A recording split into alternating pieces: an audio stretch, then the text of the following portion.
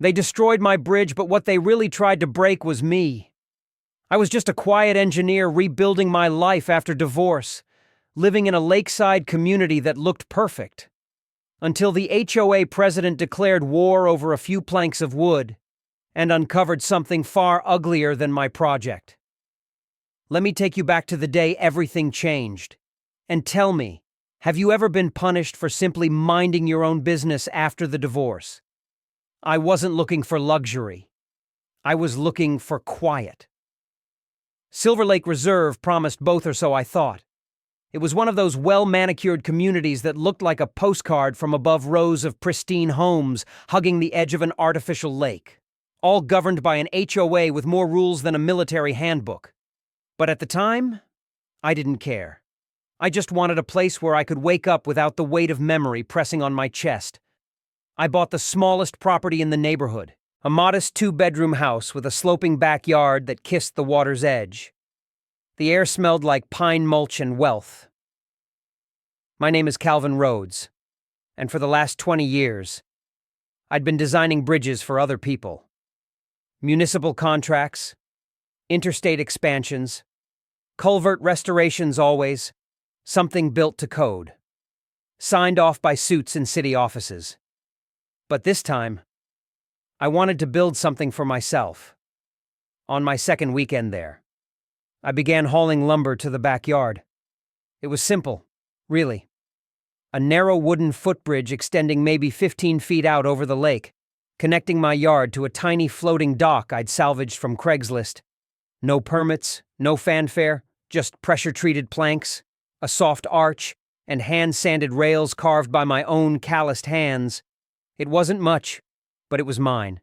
Every Saturday morning, I'd sit at the edge of that bridge with a cup of black coffee, watching the sunrise ripple across the still water. For a few minutes each week, I felt like a man unburdened. Then came the letter. It was tucked under my windshield wiper one Tuesday morning. White envelope, official seal, and an elegant font that practically whispered condescension. Dear Mr. Rhodes, it began. It has come to our attention that you have constructed an unauthorized structure extending into Silver Lake waters. This bridge constitutes a visual obstruction and must be removed within 10 business days. No signature, just a stamped name at the bottom. Camilla Grayson, President, Silver Lake Home Council. I wasn't naive. I knew HOAs had their quirks. But this felt like more than a rule. It felt like a warning. So I asked for a meeting. Camilla lived in one of the palatial homes on the opposite end of the lake, the kind with 3-car garages, imported Italian tiles, and driveways that curved for no reason other than to impress. She greeted me with a glassy smile and manicured fingers that never stopped fidgeting with her necklace. Everything about her said presentation. Nothing said person. Mr. Rhodes, she purred, motioning me into her showroom-perfect living room. Surely you understand. Silver Lake has standards. And your little construction, while quaint, doesn't align with our community's aesthetic harmony. I tried to explain that the bridge was safe, thoughtfully designed, that it had become something personal. But I could see it in her eyes, the decision had already been made. And it wasn't about wood or symmetry. It was about control. I knew then it wasn't about the bridge. It never had been. The way Camilla's eyes flickered, cold and unmoved. As I tried to reason with her, she wasn't protecting the neighborhood. She was protecting a narrative, one where people like me didn't belong unless we fit into a box she'd drawn herself. I stopped trying to negotiate after that meeting. Some battles don't begin with declarations, they begin with silence, the kind that trails you home and settles in your chest like fog. For 2 weeks, I kept to myself. I still walked out each morning to sip coffee on my little bridge. Still ran my fingers over the railings I'd carved. It wasn't rebellion. Not yet. It was ritual. Then came Thursday. I remember the weather because it felt like a lie, sunlight crisp and golden. The lake like glass. I pulled into my driveway after a long day of site inspections and noticed something wrong. The air felt disturbed, unsettled. And then I saw it. My bridge was gone. No warning. No letter this time. Just splinters floating like driftwood where my sanctuary had stood. The destruction wasn't accidental. They'd brought in a demolition crew. Professional. Methodical. There were tire tracks in the grass, sawdust in the soil. A few remaining posts jutted from the bank like snapped bones. At the edge of the yard, one of the workmen was coiling a hose. Another was loading equipment into a white unmarked truck. And up on the far deck, arms crossed, stood Camilla Grayson. She didn't wave. She didn't have to. Her posture said everything I warned you. You didn't listen. Now watch what happens. The sound of my car door slamming echoed louder than it should have. I stood still for a moment, just staring at the wreckage. There were no police, no permits pinned to the door, no formal notification, just ruin and silence. I don't know how long I stood there before walking down the slope barefoot. The grass felt cold, the water even colder as I stepped in knee-deep. I collected what I could: cracked rails, twisted screws, pieces of lumber still stained with varnish and morning sun. I carried them one by one up to the edge of the yard. That night, under the amber glow of the porch light, I built something new. It wasn't a bridge. It was a sign, rough, uneven, made from what remained of what they'd destroyed. I hammered it into the ground exactly where the bridge had once begun. Painted in blocky black strokes across the grain were 3 words: it was mine. It wasn't art. It wasn't defiance. It was truth. The next morning, neighbors walked by with leashed dogs and awkward glances. Some stared at the sign a little too long. Some hurried past like I was contagious. No one stopped to ask. No one offered help. That told me more than any HOA memo ever could. What haunted me wasn't the loss of wood and nails. It was the memory it held. The last time my ex-wife visited before the papers were final, before the silences grew permanent, she'd stood on that bridge with her back to me, hands resting on the rail. The morning light had caught the gold in her hair. Neither of us spoke. That was the moment I knew we wouldn't fix what was broken. But at least, I thought, I had built something honest. After she left, the bridge became something else entirely. Not just a platform, a symbol of rebuilding, of ownership, of hope. Camilla hadn't just destroyed timber. She'd driven a wedge into the fragile belief I'd been clinging to that maybe, just maybe, broken people still deserved to create something beautiful. I didn't sleep much that night. My thoughts spun in circles: legal options, revenge fantasies, useless what-ifs. But in the quiet, another idea began to form. Not a plan. Not yet. Just a shift in thinking. This wasn't about a bridge. It was about power. And who got to decide what belonged. The following Sunday, while cleaning debris from my yard, a voice called out behind me. "You're not the first."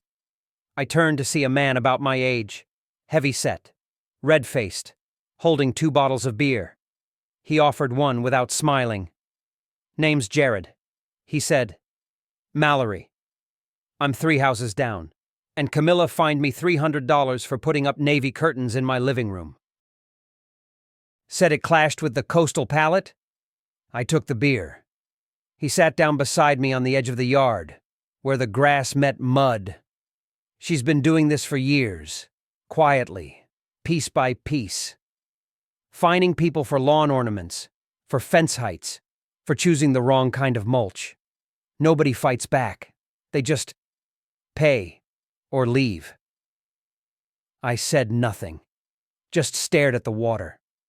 He took a sip, then added, "You're the first one who put something back after she took it away."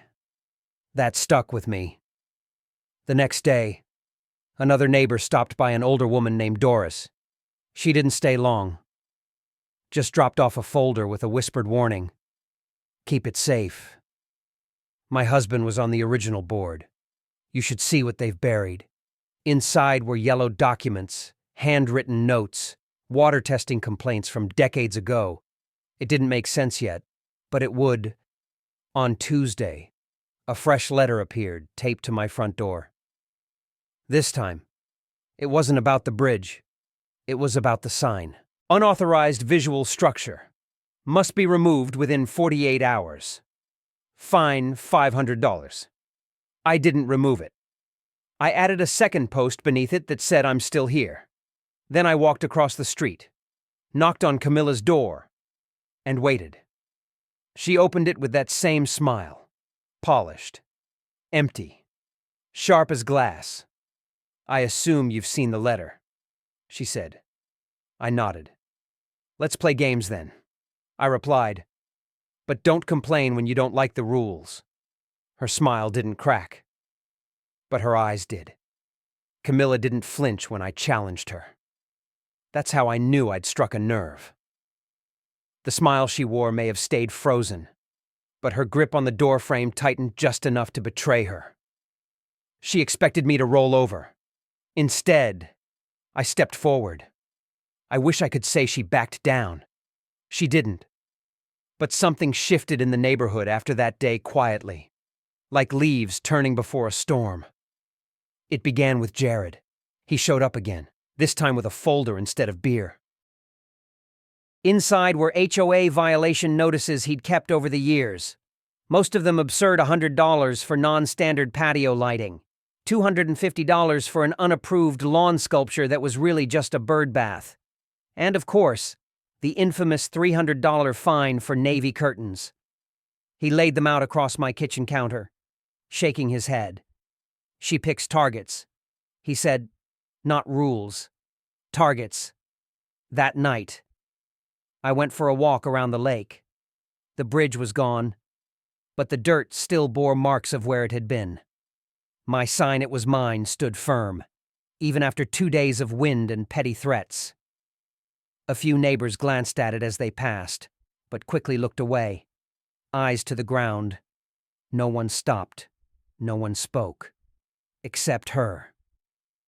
A soft knock on my door came just after sunset the next evening.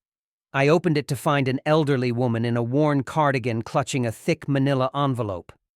She didn't introduce herself, just stepped forward with a nervous glance over her shoulder. "My name is Doris Kemp," she whispered. "My husband, Gerald, was on the HOA board, before Camilla's time. I think he always regretted staying quiet." She handed me the envelope and turned to leave.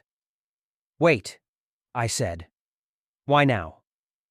Her voice was barely audible, because someone finally said something out loud. Inside the envelope were documents dating back nearly 30 years, meeting minutes, maintenance reports, and most concerning of all, letters. One, dated 1995, was addressed to the Silver Lake County Health Department, warning of unusual discoloration and foul odors coming from the lake during low water months. The letter requested an official inspection. There was no record of a reply. A few pages later, I found hand-scribbled notes from Gerald detailing a concern over sediment accumulation and possible runoff from upstream development. His handwriting trailed off at the bottom, with one final line underlined twice. "Camilla's grandfather says it's under control." The next morning, I found another letter taped to my door. Same tone, same threats. "This is your final warning. Remove all unauthorized signage within 24 hours or incur a $1,000 fine for visual obstruction and community disruption."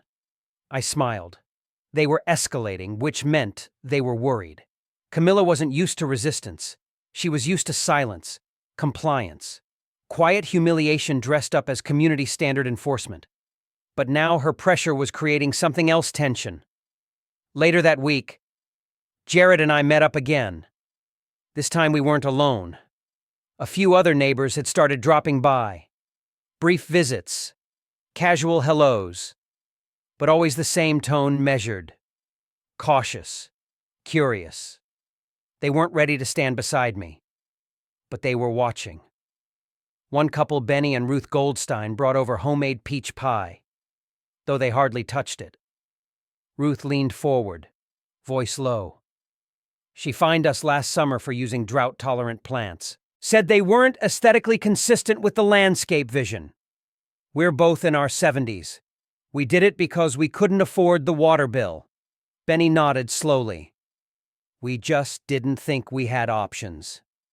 You do? I said. By Friday, I'd made a decision. I dug a deeper post hole for the sign and reinforced it with fresh concrete. On top of the original message, I added a second plank of wood with bold black paint, "You can't erase truth." That weekend, Camilla went on the offensive. She sent out a mass email to every homeowner in Silver Lake Reserve. The subject line read, "Preserving our community from harmful disruption." It was a masterpiece of misdirection. She painted me as a disgruntled newcomer, an agitator threatening the delicate balance of community life. She claimed I was encouraging unsafe structures, violating multiple municipal codes, and endangering property values. She even hinted, without directly saying, that my actions could make everyone's insurance premiums go up. The message wasn't for me. It was for them. The quiet ones. But her words gave me something more useful than fear. They gave me clues. I began researching. At the county building downtown, I spent hours poring over public records, blueprints, and environmental reports.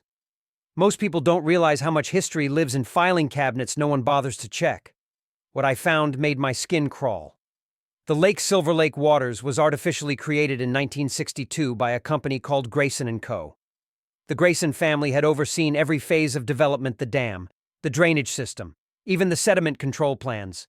But after 1987, the inspection records all but vanished. No official reviews, no state certifications, just a long silence. Until 1995. That was the year Gerald Kemp wrote his warning. No response, no follow-up, just silence. I returned home that evening to find a small envelope wedged under my front doormat. No name, no return address. Inside were photocopied notes from what appeared to be internal HOA memos. One in particular stood out: keep water levels high. Do not allow visual exposure of lake bottom sediments. Resident questions should be deflected. It was dated 6 months ago. Camilla had been hiding something, not just a personality disorder in pearls, but actual environmental risk. That night, I walked down to where my bridge used to stand. The water lapped softly against the rocks. I couldn't see the bottom. But now I knew what was down there, or at least what they were trying to keep down there. And as I stood there, I realized something else. The ones who watched in silence weren't weak. They were waiting. Waiting for someone to speak loud enough that the silence no longer protected them but exposed them. And now the silence was cracking, just like the surface of that lake. I knew the silence was cracking, but I hadn't yet understood just how deep the fractures ran until I looked beneath the surface, literally and figuratively. Silver Lake Waters wasn't just the name of the community. It was its illusion, a mirror flat body of water, perfectly framed by multi-million-dollar homes and carefully manicured lawns. But every illusion demands maintenance, and every mirror, eventually, reflects truth. I started digging deeper, not in the dirt, but in the records. The county archive was a windowless office in a government building no one wanted to visit. Rows of old microfiche, dusty file boxes, and cabinets filled with forgotten paper. Most people wouldn't have known where to begin, but I was a bridge engineer. I understood infrastructure, I understood failure, and I understood how people covered it up. It didn't take long to uncover the name Grayson & Co., a now defunct construction company that had developed the original dam in 1962. The project files were thin, almost suspiciously so, missing schematics, missing signatures, no inspection certifications past 1987, just one photo of a smiling man in a hard hat with the caption, "Harold Grayson supervises final pour, Silver Lake Spillway, Phase 2. Harold Grayson, Camilla's grandfather." I made copies of everything and drove straight to the Department of Water Resources. A former colleague of mine, Jules Meyer, still worked there as a compliance officer.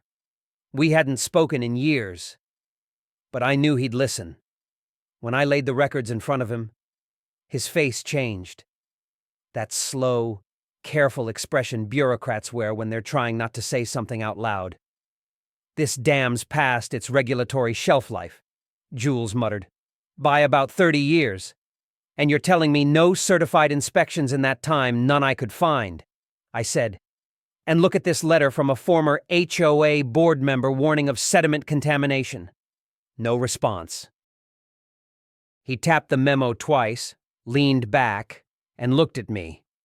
"You need to tread carefully, Cal. This isn't just a permitting oversight. If what you're implying is true, it could trigger a full environmental inquiry." That was the moment I knew this wasn't just about a broken bridge anymore. I went home that night and built a new sign. "Truth lies below." 4 feet tall. Thick oak. Reinforced with steel bolts. I planted it right at the shoreline where my old bridge had stood, underneath the bold lettering. I added a QR code, a direct link to the public records I'd collected, dam blueprints, inspection gaps, environmental concerns. I didn't say anything on the neighborhood forums. I didn't email the HOA. I just installed the sign and walked away. By evening, someone had already scanned the code, and by the next morning, the retaliation arrived. A courier showed up with a new violation letter, this one citing unauthorized signage, public endangerment, and community destabilization. The fine, $5,000, and this time, Camilla didn't hide behind polite language. Her email, sent to every resident, referred to me directly. "It is with great concern that I inform you of a resident's continued campaign to defame and destabilize our shared community. His false claims, rooted in selective and misinterpreted data, are causing fear, confusion, and property value deterioration. Please rest assured, Silver Lake Waters is safe, beautiful, and fully compliant with municipal expectations. Do not be misled by conspiracy theorists seeking revenge." Revenge. She still thought this was about a bridge. I didn't reply. I didn't rip the sign down. I didn't argue. I waited. And while I waited, I walked the lake. I watched the waterline. Watched where the algae bloomed in thick mats, where the color of the sediment shifted to a sickly gray.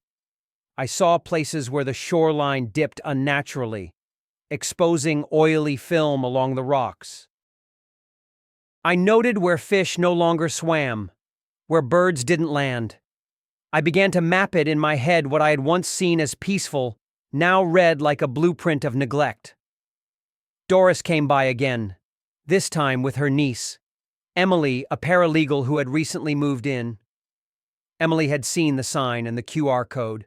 She'd downloaded the files and pulled more from state environmental databases. What Camilla's calling selective is actually consistent across 4 departments, she said, her eyes scanning a legal pad filled with notes. "There's a clear pattern of non-disclosure and failure to notify residents of potential environmental risks. And that makes it fraud," I asked. "Possibly," she said, "especially if money was involved." That night, Jared and I sat on his back deck drinking lukewarm beer and staring out over the lake. "She's losing grip," he said. "People are talking more openly now. Even the Goldsteins asked if I'd help them pull their HOA files." "Good," I said. He looked at me. "You thinking of pushing this further?" I nodded. "I'm not just thinking about it. The truth was, I'd already begun planning. There's something most residents didn't know about Silver Lake Waters. The dam's outflow gate could be operated manually. A spillway mechanism, old, rusted, but still functional, hidden in a concrete hatch just beneath the community's walking trail. It hadn't been touched in years, likely forgotten by anyone who didn't build it. But I had. I recognized the type. I knew how it worked. And, more importantly, I knew what would happen if it was opened slowly.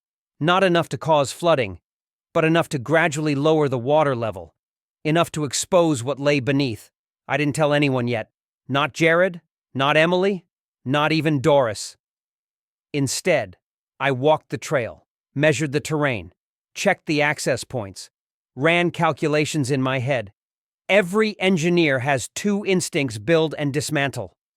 I'd spent a career building. Now, I needed to dismantle a lie. By the end of that week, I knew what I had to do. Not out of vengeance, out of necessity. The truth was buried in silt and shadow, but truth floats, given time. And I was done waiting. The truth was buried in silt and shadow, but truth floats, given time. And now, I had a plan to help it rise. The spillway control hatch was older than most of the homes in Silver Lake Reserve. Hidden beneath a low, ivy-covered concrete slab behind the walking path, it looked like nothing more than a storm drain. But when I pried it open with a crowbar one quiet morning, it revealed a rusted mechanism exactly as I'd hoped: a manual gate valve connected to the outflow pipe that controlled the lake's water level. The padlock was old, corroded. It snapped with one bite from the bolt cutters. I didn't open it right away. I just stood there, one hand resting on the wheel, listening to the water hum behind it. The dam hadn't been touched in decades. If I was right, no one even remembered this gate existed, except maybe the ghosts of engineers long dead and the Grayson family who paid to forget. I needed cover. And for that, I needed Jared. He didn't hesitate. "You want smoke?" he asked. "I'll give you a goddamn performance." We planned it for a Wednesday evening, just after sunset. That time of day when the light goes soft and the lake reflects back only the sky. I would be at the spillway. Jared would stage a maintenance emergency on his old pontoon boat smoke bomb under the engine cover. Flares. Dramatic shouts. Camilla's house had a perfect view of the water. I knew she'd be watching. And watch she did. At exactly 7:03 p.m., Jared lit the smoke charge and began hollering from the center of the lake. "Engine's gone haywire. I've got smoke coming out the back." His voice echoed across the water, frantic, laced with just enough panic to feel real. I slipped through the trees behind the walking trail, reached the hatch, and pulled it open. The wheel groaned as I turned it stiff at first, then smoother. I didn't open the gate all the way. Just a fraction. Enough to let the lake breathe. Enough to lower the water line slowly over the course of days. Not hours. A sudden drop would bring questions. A subtle change would bring curiosity. I resealed the hatch and slipped away, circling back just in time to see Camilla on her balcony with binoculars in hand, fixated on Jared's billowing boat. Perfect. By morning, the lake had dropped by maybe 4 inches, imperceptible to the untrained eye. But I saw it, and so did the shoreline. Dark stains appeared just above the usual waterline. Patches of oily residue clung to the rocks like bruises. A few small fish floated belly up near the eastern inlet, their bodies still in silver. The smell came next. It wasn't overpowering yet, more of a sharp undertone beneath the morning dew. But it was wrong, chemical, familiar in the way that old garages and forgotten factories smell familiar. Camilla sent an email that afternoon. "Residents, please be advised that minor fluctuations in lake water level are due to scheduled seasonal drainage and natural evaporation. Nothing to be concerned about. Silver Lake waters remains pristine and healthy." She was lying, and I knew it was the first sign she was rattled. The next day, I found Doris waiting on my porch. "You did something, didn't you?" she asked. I nudged the truth. I said. She nodded once, then handed me another folder. Inside were more internal HOA memos, this time recent, and directly from Camilla's email account. Doris had access to a former board member's shared login credentials. One line stood out: "Keep water level consistent to avoid exposure of deep sediment discoloration. Delay any external inspection requests." Beneath the neat language was desperation. Over the next 48 hours, the lake continued to recede 6 inches, then 9. By Saturday morning, the edges of Silver Lake looked like something was being peeled back. Earth that hadn't seen sunlight in decades was now visible, and it was ugly. Thick black sludge, irregular metallic objects poking through the muck. a sheen of iridescent chemical residue rippling just below the surface. But more than that, people were beginning to notice. Neighbors stood on their docks with puzzled expressions. Children pointed at the strange colors along the banks, and for the first time since I'd moved in, conversations were happening, real ones. Quiet, cautious, but alive. Jared stopped by with a grin that split his face in two. "You should have seen her," he said. "Camilla called me screaming about false emergencies and reckless behavior. I told her to call the fire department if she was so concerned." She hung up. I laughed. Then we both fell silent, watching the black shoreline from my deck. Later that afternoon, a group of residents gathered near the eastern inlet. I walked over quietly, standing just close enough to listen. "That smell isn't normal," one man muttered. "My dog won't go near the water anymore," said a woman in yoga pants. "Maybe it's time we brought in someone from outside," another voice added. Camilla must have heard the whispers. That night, a new email went out. "Any concerns regarding water quality are being addressed through internal review procedures. External interference will only delay appropriate maintenance efforts. Please trust your elected board." But trust was cracking. Just like the lakebed. On Sunday morning, I returned to the spillway. This time, I opened the gate half a turn more. As the wheel creaked beneath my grip, I didn't feel guilt. I felt resolve. The people here had been lied to for decades, fed illusions, and fined into silence. That dam wasn't just holding back water, it was holding back truth. Now the water was moving, and soon, so would they. The water was moving. And with it, the lies began to shift, pulled up from where they'd settled like sludge at the bottom of a lake. I knew what I was about to reveal might fracture Silver Lake Reserve forever. But what I didn't know was just how many people had been silently waiting for that fracture to come. By Tuesday, the water had dropped almost a full foot. Entire stretches of shoreline were exposed now, long black ribbons of muck laced with the unmistakable rainbow sheen of petroleum residue. Sharp smells cut through the morning air, chemical, metallic, bitter. And then the stories started. They didn't come all at once. Just small ripples at first. A family across the lake posted photos in the community forum, dozens of dead minnows washed up along their property. Another neighbor shared a video of her toddler coughing violently near the water, followed by rashes they'd never been able to explain. A retired man, Harold from Lot 23, said his wife had developed chronic migraines every summer since 2010, right after swimming in the lake. None of these people had spoken up before. Most had shrugged, assumed they were isolated incidents. But now that the water had receded and the sediment was exposed, now that the truth wasn't just beneath their feet but in their noses, in their lungs, they started putting it together. I didn't tell them what to do. I didn't have to. By Wednesday, Doris returned with a thick, brittle folder. Her hands trembled as she opened it on my kitchen table. "This is the one Gerald never gave to the board," she said. He was afraid.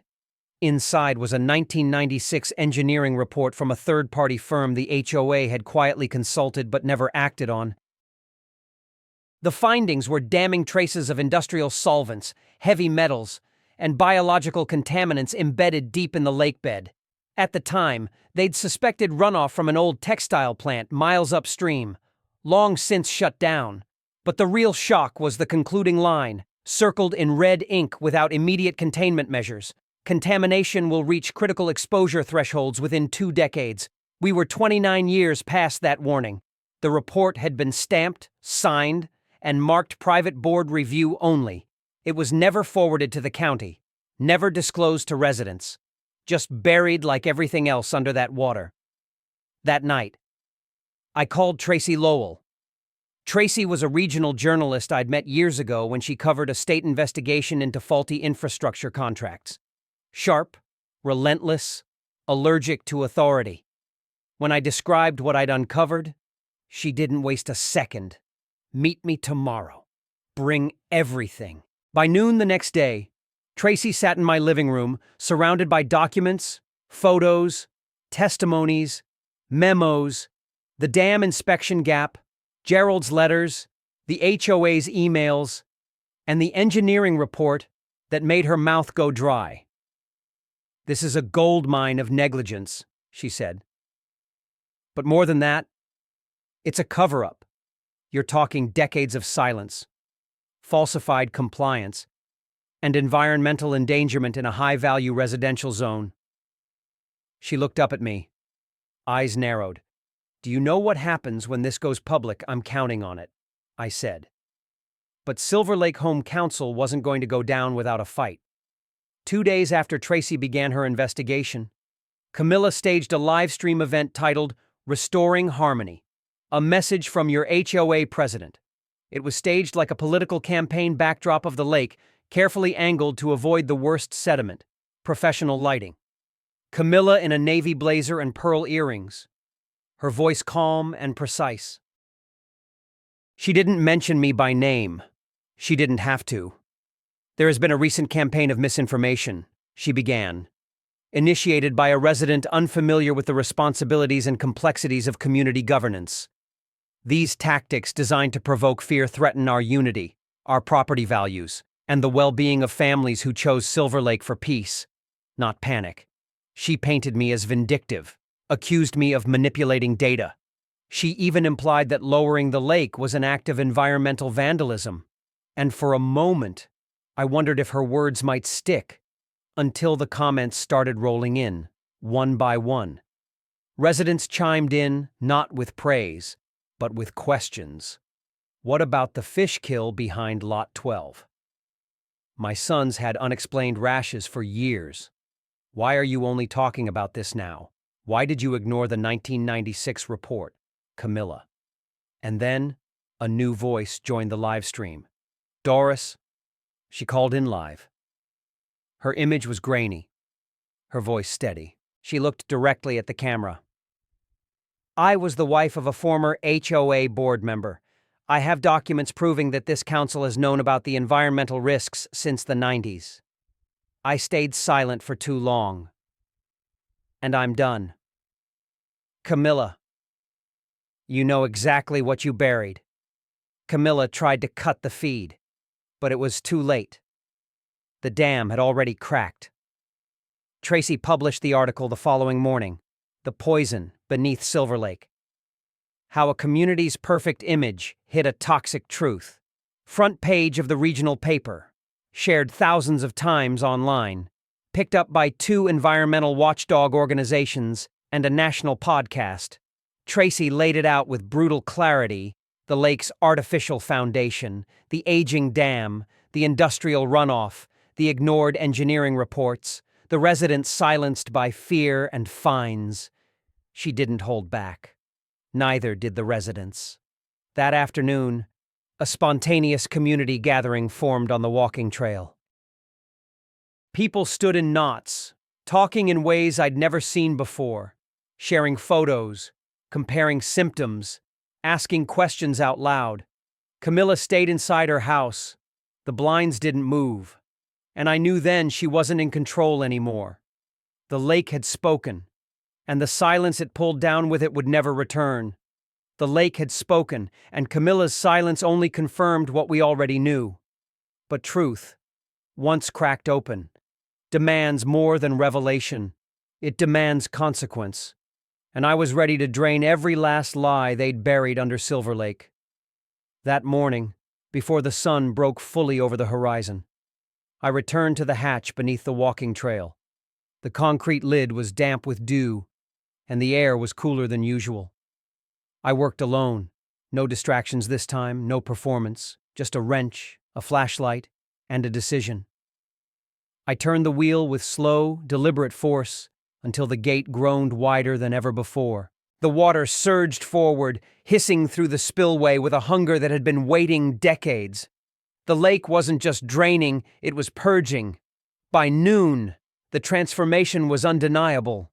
Where there had once been serene reflections of houses and willow trees, now there was exposed, rot-rusted metal drums eaten by corrosion, half-buried pipes jutting from the muck like bones, a mattress frame coated in sludge, plastic barrels stenciled with half-erased hazard symbols. The shoreline receded past its stone barriers, revealing jagged stains on the retaining walls, as if the lake itself had been sick and bleeding in secret, and the smell it rolled through the neighborhood like a warning. Thick, acrid, sharp enough to sting your eyes and sit heavy in the back of your throat. Residents came out of their homes, mouths covered, expressions frozen somewhere between disbelief and nausea. Children were pulled inside. Phones came out. Cameras clicked. The headlines came fast. Toxic legacy and Silver Lake residents exposed to decades of contamination. Luxury lake, lethal secrets. Engineer blows whistle. Exposes environmental cover-up in affluent suburb. Tracy Lowell's expose had done its job. And now the national networks had arrived. Camera crews wading knee-deep into the drained basin to film the grotesque reality. Reporters crouched beside leaking drums, holding their microphones like weapons. They interviewed angry homeowners, concerned parents, retirees clutching binders of medical bills and HOA letters. The world had arrived in Silver Lake and it didn't like what it saw. Camilla tried to regain control the only way she knew how: fear and drama. 2 nights later, she hosted what would become her final live stream. This time, she didn't bother with polish. Her eyes were swollen, her voice strained and defensive. Behind her was a photo backdrop of the lake from a year ago, carefully avoiding the current view. "This is not contamination," she declared. "This is sabotage. This is the work of a few radical individuals who have weaponized misinformation to destabilize our homes, our safety, and our futures. They are not heroes, they are eco-terrorists." But even as she spoke, the comment section imploded beneath her. "My daughter was hospitalized in 2018. Explain that. Why was the dam never inspected? You've lied to us for years. Camilla, Doris has documents. We've seen them." And then Doris called in again, this time with Jared at her side. They didn't raise their voices. They didn't need to. "We've submitted our petition," Doris said calmly. 83 households signed. "We're pursuing a class action lawsuit against the HOA board and the Grayson estate for environmental negligence, misrepresentation of property value, and deliberate endangerment of public health." Jared held up a folder toward the camera. "And we've retained environmental counsel. Real ones. Ones that don't answer to Camilla Grayson." Camilla tried to interrupt, but the platform glitched, her feed frozen mid-word. For one surreal moment, her image hung still on screen, eyes wide, lips parted, suspended between defiance and defeat. The live stream never resumed. That same week, I received an unmarked envelope in my mailbox. No stamp, no return address, just thick, wrinkled paper inside, folded carefully. It was insurance paperwork, photocopies of homeowner claims going back over 15 years, claims labeled as weather damage, underground seepage, foundation erosion, all of them closed quickly, settled quietly. Attached to each was a memo marked "Confidential, do not share." But one document sealed it all, a scanned email from the former HOA treasurer to Camilla dated 2013. "Continue issuing individual payouts for water-related claims. Do not acknowledge systemic cause. The appearance of random incidents is crucial to limiting liability." That was the moment I knew they hadn't just neglected the truth. They had manufactured its absence. With the evidence in hand, I drove to the Environmental Protection Office in the next county. The receptionist looked startled when I placed the folder on her desk. "I think you'll want to open that," I said. Within days, the site was declared a Level 2 hazard zone. Federal investigators were dispatched. Hazardous materials teams arrived in hazmat suits. The lakebed was cordoned off. Soil samples were taken. The EPA issued a preliminary statement. Elevated concentrations of industrial pollutants pose a risk to residents and the ecosystem. Immediate containment and remediation required. Camilla vanished from public view. But her name didn't.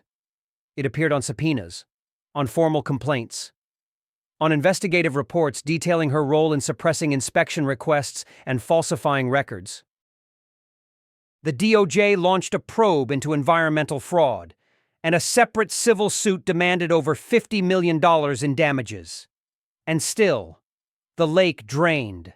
Every inch of receding water exposed more of what had been hidden, lies sealed in sediment, secrets rusted into iron, and the cost of silence layered thick in the mud. Jared and Doris began organizing community meetings in the school gymnasium. They brought in lawyers, doctors, environmental specialists. I attended everyone, not to lead, just to listen. And then, one night, a young mother stood and said something I'll never forget.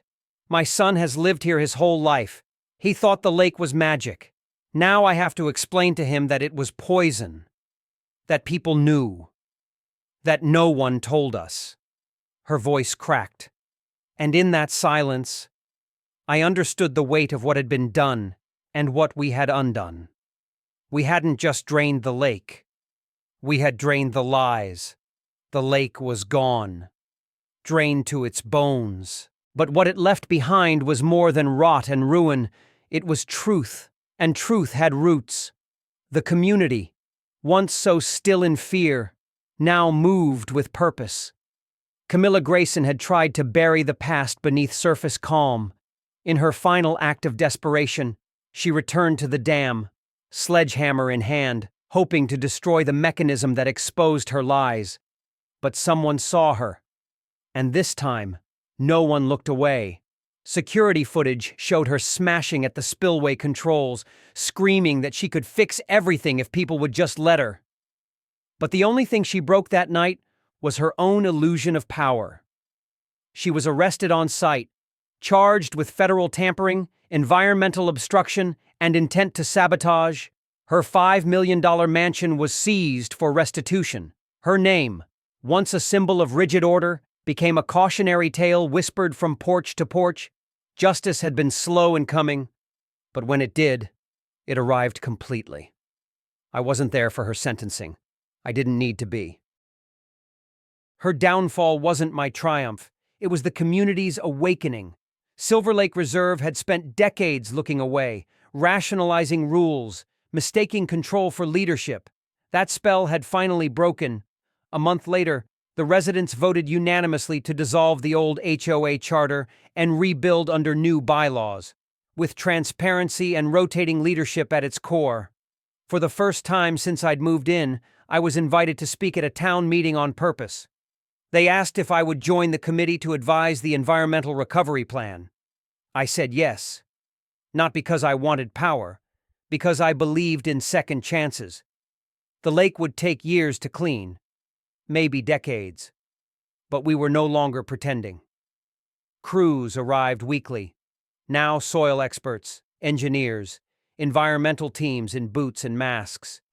Children in the neighborhood learned to recognize hazmat suits the way others recognized mail trucks. Some found it scary.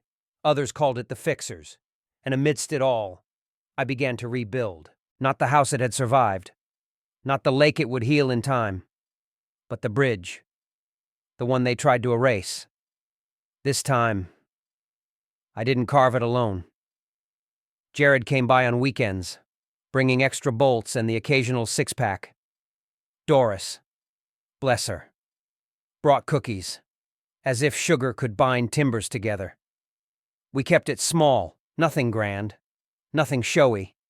Just 10 feet of solid oak extending from my yard out toward the place the lake used to be. A bridge to nowhere, some might say.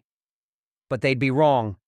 That bridge crossed something invisible, something vital.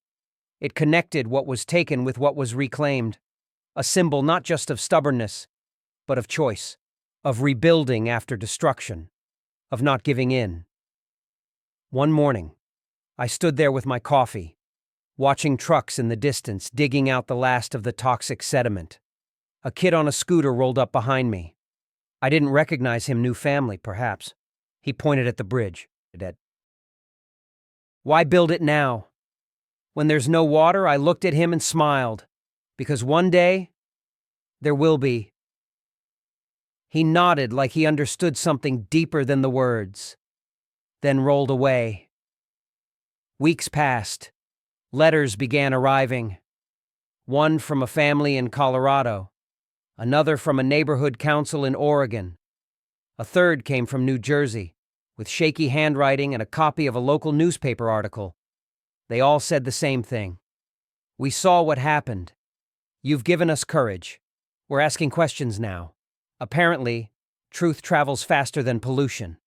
I saved those letters in a drawer beside my tools, not as trophies, but as reminders of what happens when someone refuses to be silent, of what one bridge, once broken, could become when rebuilt not with fear, but with resolve.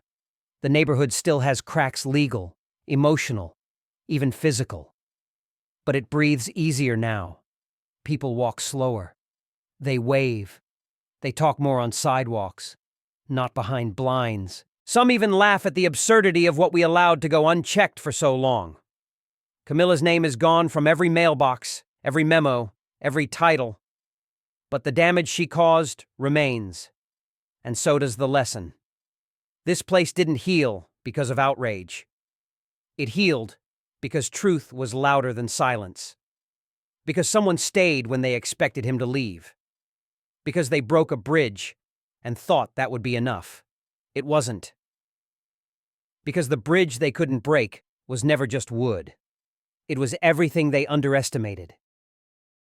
Justice was delivered. Camilla paid in courtrooms and headlines.